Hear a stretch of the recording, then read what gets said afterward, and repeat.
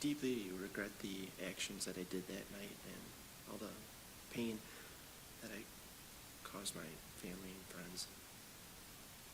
The defendant arrived in Green Lake, Wisconsin, and put in motion the final steps to his plan of faking his death so that he could disappear from his everyday life of being a husband and father in Wisconsin and realize his selfish and self-centered plan to travel overseas to be with a woman that he met online. Months earlier, defendant began the extensive planning to execute this perfect plan to disappear from his normal life. He took out a sizable life insurance policy. Defendant transferred money overseas. He regularly communicated with the woman, professing his love and desire to create a new life with her. He reversed his vasectomy. He came back from Europe to take responsibility from his actions, and for his actions, and I think that that's worth noting as well, because this was a non-extraditable misdemeanor. If he didn't want to come back, he didn't need to come back. He did, and he wanted to make amends, and that's why he returned.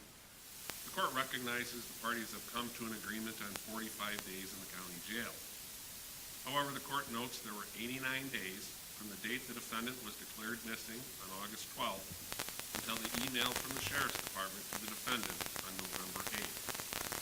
It was during these 89 days that the defendant faked his death, and then, when he realized law enforcement knew he had not drowned,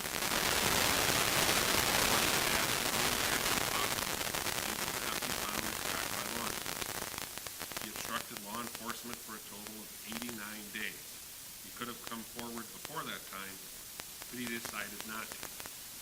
A factor the court can consider for sentencing is deterrence for the defendant and anyone else who is thinking about faking their death.